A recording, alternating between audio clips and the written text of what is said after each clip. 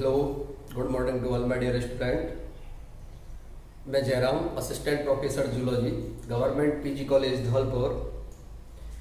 पिछले वीडियो में हमने आपको इकोलॉजी के बारे में बताया था।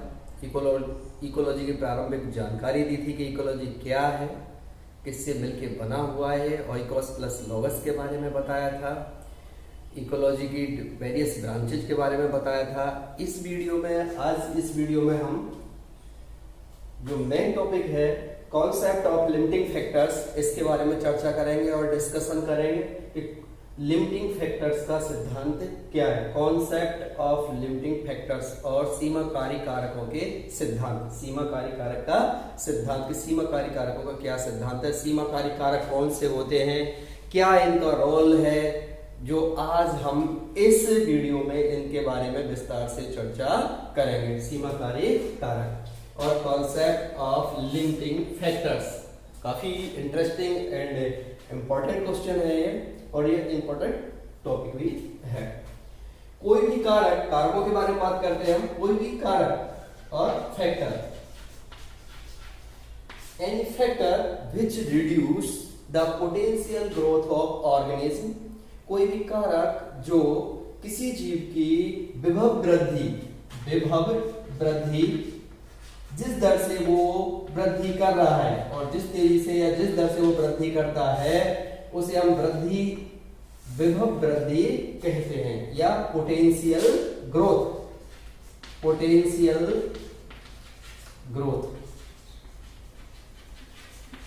तो कोई भी कारक, एनी फैक्टर, कोई भी कारक जो जीव की विभव वृद्धि या पोटेंशियल ग्रोथ को रिड्यूस कर देता है, कम कर देता है, उसे हम लिमिटिंग फैक्टर कहते हैं या सीमाकारी कारक कहते हैं, जो कि वृद्धि को रोक देता है। उसकी जो विभव वृद्धि है उसे रोक देता है, उसे हम लिमिटिंग फैक्टर्स कहते हैं। इससे संबंधित कुछ नियम दिए गए हैं, उनके बारे में हम चर्चा करेंगे। यहाँ पे फर्स्ट है यहाँ पे लॉ ऑफ मिनिमम, न्यूनतमता का सिद्धांत। सेल्फ होल्ड का लॉ है। लॉ ऑफ टॉलरेंस, जिसे हम सहनशीलता का सिद्धांत कहते हैं। एंड थर्ड लास्ट आता है मॉडर्न कॉन्सेप्ट, आधुनिक सिद्धांत। First we discuss about law of minimum और न्यूनतमता का सिद्धांत।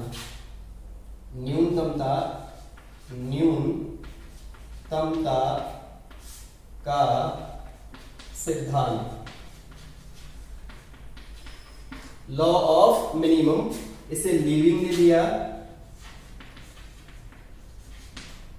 1840। इनके अनुसार क्या है, ये जो सिद्धांत है न्यूनतमता का सिद्धांत, ये लीविंग ने दिया था 1840 में। इस सिद्धांत के अनुसार जीव या पादप, हम पादप लिख देते हैं, उन्होंने पादपों पे काम किया, या आप यहाँ पे जीव शब्द भी इस्तेमाल कर सकते हैं, तो जीव दोनों के लिए आता है, प्लांट्स और एनिमल के लिए। तो पादपों की जो ग्रोथ है और जो वृद्धि है वो उस कारक पर निर्भर करती है, या उस पोषक पर या उस कारक पर निर्भर करती है जो आवश्यकता से न्यूनतम मात्रा में उपलब्ध होता है। इसकी ग्रोथ, हम बात करते हैं जीव की या पादप की, इसकी जो ग्रोथ है, वृद्धि, ग्रोथ, वो उस फैक्टर या न्यूट्रिएंट,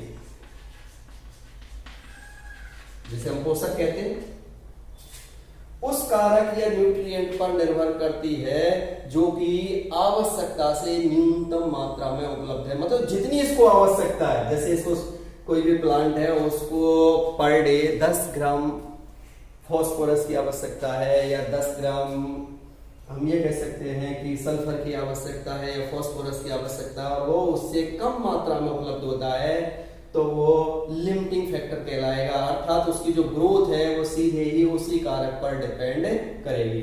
तो पादप या जीवों की जो ग्रोथ है वो उस कारक पर निर्भर करती है जो आवश्यकता से न्यूनतम मात्रा में उपलब्ध होता है। इसी को हम लॉ ऑफ मिनिमम के नाम से जानते हैं, जिसे लीविंग ने 1840 में दिया था। इसे आप इस सिद्धांत, इस एग्जाम्पल के द्वारा समझ सकते हैं। फॉर एग्जाम्पल की बात करते हैं आप, कि आप देखेंगे कि एक तो था sodium, sodium plus Cl chlorine और ये बनाता है NaCl। केमिस्ट्री भी आपने पढ़ी होगी कि ये जो सोडियम है 23 ग्राम सोडियम और 35.5 ग्राम क्लोरीन से क्रिया करके और 58.5 ग्राम NaCl का फॉर्मेशन करता है। ये सही है बिल्कुल कि 1 मोल सोडियम 1 मोल क्लोरीन से क्रिया करके और सोडियम क्लोराइड NaCl 1 मोल NaCl बनाता है। ये इनके आणविक भारों के बारे में है। मॉलिक्यूलर वेट कितना है इसका? तो सोडियम का 23 मॉलिक्यूलर वेट होता है और क्लोरीन का होता है 35.5। तो 23 ग्राम सोडियम की यदि रिएक्टिविटी कराई जाए क्लोरीन से 35.5 ग्राम से तो 58.5 ग्राम NaCl का फॉर्मेशन होगा। अब यदि इसी माध्यम की बात करें हम, इस माध्यम में Na को सोडियम की मात्रा यदि 500 ग्राम बढ़ा दी जाए, 500 ग्राम कर दी जाए, आप ये देख रहे हैं यहाँ पे 23 की जगह क्या है कि यहाँ पे 500 ग्राम यदि सोडियम है माध्यम में, तब भी NaCl का फॉर्मेशन 58.5 ग्राम ही होगा। क्यों होगा? क्योंकि यहाँ 35.5 ग्राम क्लोरीन है और यहाँ क्लोरीन एक सीमाकारी कारक के रूप में काम करेगा, क्योंकि ये 1 मोल है तो ये केवल सोडियम के 1 मोल से ही जोड़े सकता है, इससे ज्यादा नहीं। तो यहाँ पे क्या होगा? क्लोरीन क्या होगा? सीमाकारी कारक। और यदि इसी में आप ये देखें कि यदि सोडियम 23 ग्राम ही है और क्लोरीन की मात्रा बहुत ज्यादा है माध्यम में, क्लोरीन की मात्रा जैसे 500 ग्राम आपने ले ली, तब भी 58.5 ग्राम ही NaCl का फॉर्मेशन होगा, क्योंकि ये जो कारक है वो दूसरे कारक की उपयोगिता को भी प्रभावित कर रहा है कि कितना दूसरे कारक का उपयोग होगा, क्योंकि ये कारक बहुत कम मात्रा में, तो ये कारक डिसाइड करेगा कि प्लांट्स की या जीव की ग्रोथ कैसी होगी। तो ये कारक यहाँ पे क्या होगा? सीमाकारी कारक होगा। ऐसे यदि ये 500 ग्राम है तो, और यदि ये 500 ग्राम है क्लोरीन 500 ग्राम है और सोडियम 23 ग्राम है, तो यहाँ पे सोडियम सीमाकारी कारक के रूप में होगा। जो आवश्यकता से न्यूनतम मात्रा में उपलब्ध होता है वही कारक सीमाकारी कारक कहलाता है। इस सिद्धांत को और स्पष्ट करने के लिए इसमें 2 और अधिक उपयोगी बनाने के लिए इसमें 2 सब्सिडियरी लॉ और सहायक सिद्धांत जोड़े गए। सहायक सिद्धांत और लॉ नियम कह लो, सिद्धांत कह लो, 2 सहायक नियम जोड़े गए और वो क्या है? फर्स्ट है प्रिंसिपल ऑफ स्टेडी स्टेट, स्थिर दशा का सिद्धांत। स्थिर दशा का सिद्धांत, लॉ ऑफ स्टेडी स्टेट या प्रिंसिपल ऑफ स्टेडी स्टेट। और सेकंड जो इसमें जोड़ा गया है यह है प्रिंसिपल ऑफ फैक्टर इंटरैक्शन, कारकों की अन्योन्य क्रिया का सिद्धांत। तो फर्स्ट जो प्रिंसिपल है, ये जो सहायक प्रिंसिपल है, प्रिंसिपल ऑफ स्टेडी स्टेट, स्थिर दशा का सिद्धांत, ये क्या कहता है कि ये जो सिद्धांत है, जो लीविंग का जो सिद्धांत है, ये केवल स्थिर दशा में ही कठोरता पूर्वक लागू होता है। स्थिर दशा में ही कठोरता पूर्वक लागू होता है जब ऊर्जा व पदार्थों के अंतर प्रवाह व बाह्य प्रवाह में संतुलन हो। मतलब जितने पदार्थ अंदर आ रहा है उतना ही बाहर जा रहा है। इनफ्लो आउटफ्लो दोनों एक दूसरे को संतुलित करते हुए व्यवस्थित होते हैं। अर्थात जो भी इकोसिस्टम है वो उस समय किस अवस्था में, स्टेडी स्टेट में है और स्थिर दशा में है। यह था प्रिंसिपल ऑफ स्टेडी स्टेट और स्थिर दशा का सिद्धांत। तो यह जो नियम है वो कठोरतापूर्वक स्थिर दशा में लागू होता है जबकि ऊर्जा और पदार्थों के अंतर प्रवाह और बहिर्वाह में संतुलन होता है। फॉर एग्जाम्पल की बात करते हैं। यहाँ एक पॉइंट का एग्जाम्पल लिया गया है। जैसे एक मान लेते हैं कि एक पॉइंट है और इस पॉइंट में CO2 as a limiting factor के रूप में काम कर रही है। लिमिटिंग फैक्टर अर्थात सीमाकारी है ये लिमिटिंग फैक्टर। इसके अलावा यहाँ देख रहे हैं आप, इसके अलावा भी है इसमें, जैसे फास्फोरस है, नाइट्रोजन हो, लाइम, ये भी फैक्टर है जो कि अधिक मात्रा में उपलब्ध हैं, जो कि सीमाकारी नहीं है। तो मान लेते हैं कि एक पॉइंट है जिसमें कि CO2 as a limiting factor है और CO2 सीमाकारी कारक के रूप में है। अब इसमें क्या होगा कि जितना हमें पेड़ पौधे उसका उत्पादन करेंगे खाद्य पदार्थों को, क्योंकि उनके लिए CO2 की आवश्यकता होगी, तो खाद्य पदार्थों का जो उत्पादन करेंगे वो, तो उसमें संतुलन होगा किससे, कि वनस्पति के डैके से जो CO2 उत्पन्न होगी, तो वो एक दूसरे को संतुलन करेंगे।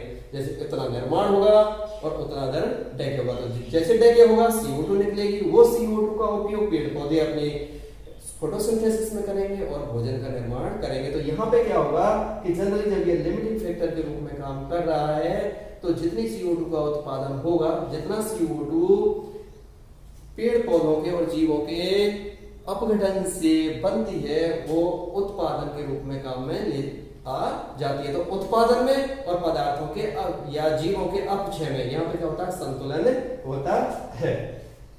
जबकि अन्य जो कारक हैं, जैसे यहाँ पे फास्फोरस है, नाइट्रोजन है और लाइट है, ये सभी अधिक मात्रा में उपलब्ध है, जो कि सीमाकारी नहीं है, ऐसा हम मान लेते हैं। अब अचानक क्या होता है इस पॉन्ड में, और यहाँ क्या आता है, तूफान, स्टॉर्म, तूफान आता है। अचानक तूफान आने से क्या होगा कि जो पॉन्ड का जो वाटर है उसमें CO2 बहुत ज्यादा घुल जाती है, और CO2 घुलने के कारण अब ये लिमिटिंग फैक्टर नहीं होगा, और अब क्या होगा कि यहाँ की जो पॉन्ड की जो प्रोडक्टिविटी है और उत्पादकता है वो बढ़ जाएगी। बढ़ क्यों जाएगी, क्योंकि यहाँ पे CO2 लिमिटिंग फैक्टर है, CO2 लिमिटिंग फैक्टर है, तो CO2 कम था, इसलिए इन सब कारकों का वो इतना ज्यादा उपयोग नहीं कर पा रहा था। अब जैसे ही CO2 की मात्रा बढ़ेगी तो पॉन्ड की उत्पादकता बढ़ जाएगी, और ये जब तक बढ़ी रहेगी, और ये जो अवस्था है वो स्थिर अवस्था नहीं होगी, तो ये लंबे समय तक चलेगी नहीं। तो जब तक क्या होगा, जब CO2 कम होती जाएगी धीरे धीरे, और एक स्थिति ऐसी आएगी जब या तो CO2 वापस पुनः सीमाकारी कारक हो जाए, या किसी और दूसरा कोई कारक सीमाकारी हो जाए, तो ये अवस्था तब तक जारी रहेगी और वापस पुनः स्टेडी स्टेट में, और ये क्या होगा कि स्थिर दशा में आ जाएगा, जबकि जहां कोई ना कोई एक कारक कैसा होगा, लिमिटिंग फैक्टर और सीमाकारी कारक के रूप में काम करेगा। तो हम यहाँ आपको ये बताना चाह रहे हैं कि यदि सभी, जैसे पौधों की ग्रोथ, इसका बहुत बड़ा महत्व है कि पौधों की ग्रोथ के लिए केवल एक तत्व देना आवश्यक नहीं है। जैसे हम खेतों में यूरिया देते जा रहे हैं, कैसे उत्पादन बढ़ेगा, यूरिया को देते जा, तो ये आवश्यक नहीं है कि यूरिया देने से उत्पादकता बढ़ जाएगी। उसके साथ साथ उससे जैसे नाइट्रोजन है, फास्फोरस है, पोटास है, तीनों की आवश्यकता है, तो वो भी चाहिए। इसके साथ साथ उसके लिए हम जो माइक्रोन्यूट्रिएंट होते हैं, सूक्ष्म पोषक तत्व है, चाहे वो आयरन है, कोबाल्ट है, निकेल है, बोरॉन है, उनकी भी आवश्यकता होगी। तो जैसे किसी खेत की मृदा में बोरॉन की कमी है और अन्य सभी ये जो तत्व है और सभी जो फैक्टर है वो अधिक मात्रा में उपलब्ध है, तब भी पौधे की जो विभव वृद्धि है वो रुक जाएगी, या जीव की जो विभव वृद्धि है वो कम पड़ जाएगी किसी एक सीमाकारी कारक के कारण। सेकंड जो इसका सब्सिडियरी प्रिंसिपल है, प्रिंसिपल ऑफ फैक्टर इंटरेक्शन, ये जो फैक्टर है कारकों की अन्योन्य क्रिया का सिद्धांत, ये दो कारकों के बारे में बताता है, कारकों की अन्योन्य क्रिया का सिद्धांत, की एक कारक दूसरे कारक की क्षतिपूर्ति कैसे करता है। तो जब वातावरण में किसी कारक या पोषक की बहुलता, कभी कभी ऐसा होता है कि वातावरण में कोई कारक है या पोषक है, उसकी बहुलता या अधिकता, मतलब किसी कारक की बहुत ज्यादा अधिकता होती है तथा दूसरे कारक की कमी हो। एक कारक की तो बहुत अधिक अधिकता है, जैसे हम यहाँ पे एक पॉइंट के एक एग्जांपल लेते हैं कि ये कोई वाटर बॉडी है जिसमें कि कैल्शियम की कमी है और स्ट्रोंशियम इसकी अधिकता है। कैल्शियम की कमी है, ये तो इसकी तो कमी है यहाँ पे, और इसकी बहुलता है या अधिकता है, इसको भी समझाते हैं आपको। तो यहां पे क्या होगी, जब वातावरण में किसी कारक या कोई भी कारक या पोषक है उसकी बहुलता हो तथा दूसरा जो कारक है उसकी कमी है, तो जीवों द्वारा आंशिक रूप से, मतलब पूर्ण रूप से नहीं कि परमानेंटली उसको चेंज कर दिया जाए, आंशिक रूप से कम उपलब्धता वाले जो कारक है उसकी उपयोगिता दर बदल जाती है, उसकी जो यूटिलिटी रेट है वो बदल सकती है। क्यों? क्योंकि यदि माध्यम में कोई तत्व नहीं है, कोई फैक्टर नहीं है, तो उसके जैसा रासायनिक रूप से कोई दूसरा तत्व है तो वह जीव उसका उपयोग कर सकता है आंशिक रूप से। जब तक वो नहीं है तो उसके स्थान पर दूसरे तत्व का या दूसरे कारक का उपयोग कर सकता है। यह कहलाता है factor, principle of factor interaction. जैसे कोई कारक अधिकता है, कोई कारक बहुत ज्यादा अधिक है, कोई कारक बहुत ज्यादा कम है। यदि वो कम है तो अधिक जो कम वाले की जो यूटिलिटी दर है वो बदल सकती है, लेकिन आंशिक रूप से। और पुनः यदि माध्यम में वह कारक है अधिकता में आता है तो फिर पुनः उसको छोड़ के जो पहले सब्सिडियरी के रूप में लिया गया है, मतलब एक सेकेंडरी के रूप में लिया गया है, उसके स्थान पर वो प्राइमरी कारक को ही लेगा। फॉर एग्जाम्पल इसमें भी एक एग्जाम्पल देख लेते हैं यहाँ पे। जैसे मोलस्कन जो एनिमल्स होते हैं, मोलस्कन जो जीव होते हैं, अपने कवच और सेल का निर्माण करने के लिए कैल्शियम का उपयोग करते हैं, क्योंकि उनका जो कवच होता है वो कैल्शियम कार्बोनेट का बना होता है, तो वो कैल्शियम का जो जलीय माध्यम है उससे उपयोग करते हैं। लेकिन यदि माध्यम में कैल्शियम की कमी है, जलीय माध्यम जो जिस परिवेश में वो रह रहे हैं वहां पे कैल्शियम की बहुत ज्यादा कमी है या नहीं है, और उसी माध्यम में उसी के जैसा कोई दूसरा तत्व है, रासायनिक रूप से उसी से मिलता जुलता कोई दूसरा तत्व है, जैसे स्ट्रांसियम की वहां पे अधिकता है, तो ये मोलस्कन प्राणी खोल निर्माण के लिए स्ट्रोंसियम का उपयोग कर सकते हैं, वो भी आंशिक रूप से। और जब कभी भी क्या होगा कि माध्यम में फिर कैल्शियम की पुनः अधिकता होगी तो ये पुनः कैल्शियम का उपयोग करने लग जाएंगे। तो यहाँ बताया गया कि यदि कोई तत्व जो रासायनिक रूप से जो कम उपलब्ध तत्व है उसके समान रूपी है, रासायनिक रूप से समान संरचना वाला है, तो उसके स्थान पर दूसरे का उपयोग किया जा सकता है आंशिक रूप से। तो आज के इस वीडियो में हमने आपको बताया था कॉन्सेप्ट ऑफ लिमिटिंग फैक्टर्स और लॉ ऑफ मिनिमम, न्यूनतमता के सिद्धांत के बारे में कि न्यूनतमता का सिद्धांत क्या है। तो किसी भी जीव की वृद्धि उस कारक पर निर्भर करती है जो आवश्यकता से न्यूनतम मात्रा में उपलब्ध होता है। इसलिए पौधों की ग्रोथ के लिए या जीवों की ग्रोथ के लिए सभी कारक आवश्यक हैं, और वो भी संतुलित मात्रा में। पौधे की वृद्धि ऐसे नहीं हुई, कभी कभी आपने देखा होगा ग्रीष्म काल में भी आप देख सकते हैं कि ग्रीष्म काल में जब पानी की बहुत ज्यादा कमी होती है तो पौधों की जो ग्रोथ होती है वो स्टंट होती है और रुक जाती है, जबकि अन्य कारक चाहे वो लाइट है, लाइट के बारे में बात कर लेते हैं, आप उसमें खाद दे सकते हो, नाइट्रोजन है, फास्फोरस है, सल्फर है, अन्य सभी कारक उपलब्ध हैं। लेकिन यदि पानी की ही कमी है तो पौधे की जो विभव वृद्धि होगी वो रुक जाती है। इसलिए उसकी विभव वृद्धि के लिए आवश्यक है कि सभी जो कारक हैं वो संतुलित मात्रा में उपलब्ध हो, तभी वो पोटेंशियली ग्रोथ और तेजी से वो ग्रोथ कर पाता है। तो ऐसे ही मनुष्य के शरीर की बात करते हैं हम कि मानव का शरीर है या अन्य जीवों का शरीर, तब उसके विकास के लिए, उसकी पोटेंशियल ग्रोथ के लिए सभी तत्वों की आवश्यकता होती है, जैसे कार्बोहाइड्रेट, वसा, प्रोटीन, मिनरल्स, विटामिन्स, सभी की आवश्यकता होती है। यदि विटामिन्स की पूर्ति नहीं हुई तो शरीर ठीक से ग्रोथ नहीं कर पाएगा। प्रोटीन की यदि आपके खाने में कमी हुई और कार्बोहाइड्रेट और फैट आप चाहे घी कितना भी खा रहे हैं, प्रोटीन की कमी है तो मसल बिल्डिंग या प्रोटीन जो स्ट्रक्चर है, जितनी भी ज्यादा जो मसल की अपनी जो प्रोटीन बनी होती है, मसल फाइबर वगैरह बनाते हैं प्रोटीन के बने होते हैं, वो नहीं बन पाएंगे। तो यही होता है लिमिटिंग फैक्टर्स के बारे में, सभी तत्वों की महत्वता होती है और सभी तत्व समान रूप से उपलब्ध हैं, तभी हम दूसरे का भी ठीक से उपयोग कर पाते हैं।